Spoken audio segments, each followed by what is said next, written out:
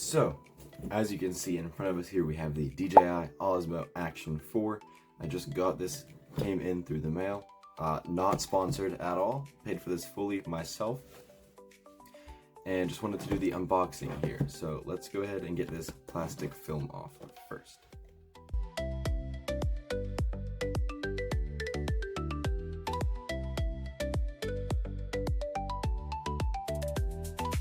Okay, so now we have that film off, and there's an open tab here. So let's get this tape cut.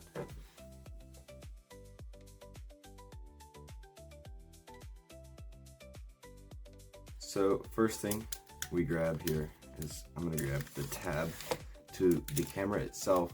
It's a little bit chunky, but it's way smaller than it looks like in all of the pictures. It's much smaller than I thought it was.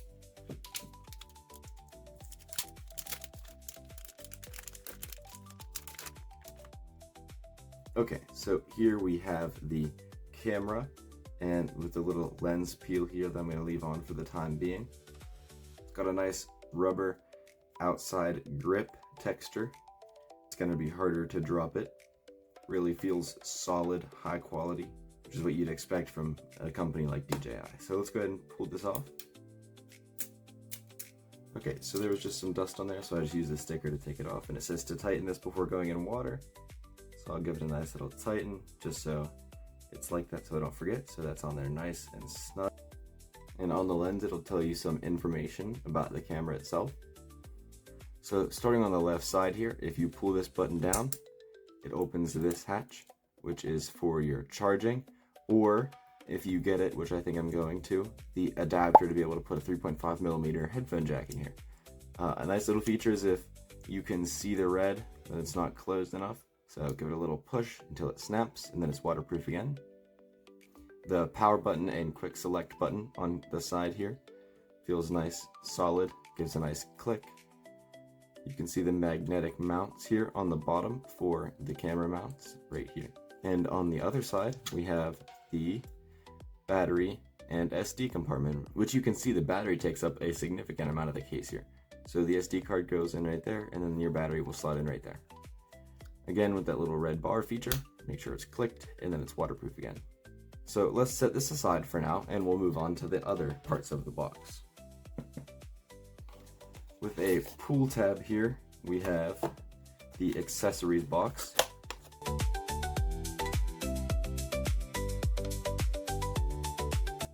And inside the accessories box, we have some book guides for the camera and the charging cable, as well as the screw for holding it onto its different mounts. Okay, here's a closer look at the screw. Nothing fancy, nothing crazy. It is a nice grip texture though. You're not going to slip trying to put that on. And the charging cable, USB-C to USB-C. Very nice. Alright, moving on to this little package here. Everything is tucked away inside the case, which allows for sideways mounting on the side for vertical shooting, or for mounting on the side of things, whatever you might need it for. Nice heavy duty latch here to keep the camera in place. Buttons, so you can still hit your buttons. Now we have a lens hood, which is not waterproof. You have to have the other one on for waterproof capabilities, and some non-slip pads for the camera. Our magnetic mount with the secure clips on the side, and the grip with the mounting clasp things. And last but not least is the battery, which is chargeable in a separate case if you get it, but I got the essential combo because I didn't need anything crazy. So I get one battery and I have to charge it with the camera. Alright, so let's bring the camera back, and I'm going to put the battery in and see if there's any charge on it. Just goes right in there. Little click. Put this, close it, and we can hit the power button. Alright, so we get a nice little activation sound, and we can select English. Now we can get the app set up. Okay, so we're here in the DJI Mimo app. I got signed in and everything, linked my accounts, and we're going to turn on the GoPro again by pressing the power button on the side. And then we'll hit the camera button in the middle. It will search for a second and then it'll find mine. It'll say Osmo Action 4-CE20. And there it is, just popped up. We just hit connect. Allow and refer down at the bottom. Hit activate. Confirm your account by hitting activate again if that's your email address, and then it'll do some thinking.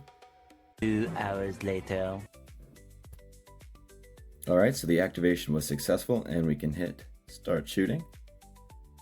We can connect. And here we can name our Osmo Xander's Action 4.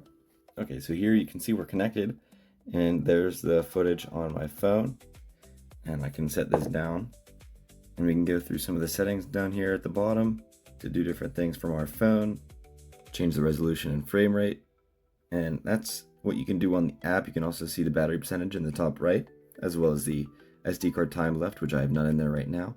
And RS stands for rock steady, and Wi-Fi means we are connected.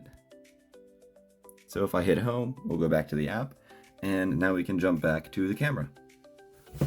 Okay, so we're off the app that's been connected, and we're gonna jump back to the camera. So I'll power it on real quick, just by hitting the power button once. You get a nice activation sound. And on here, you can also see the SD card would be up here, but there is none in. So it would also tell you the time left of recording. For example, if I had a 500 gigabyte SD card in here, it would probably say about an hour on there, depending on my recording settings, which you can change by tapping here at the bottom. And I'm gonna use Rocksteady, so I'll leave that on. And you can scroll through here.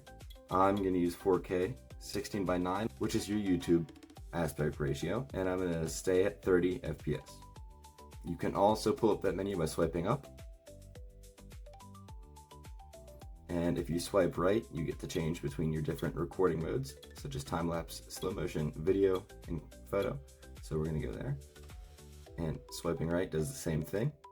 You can also tap on the right here and get some extra settings.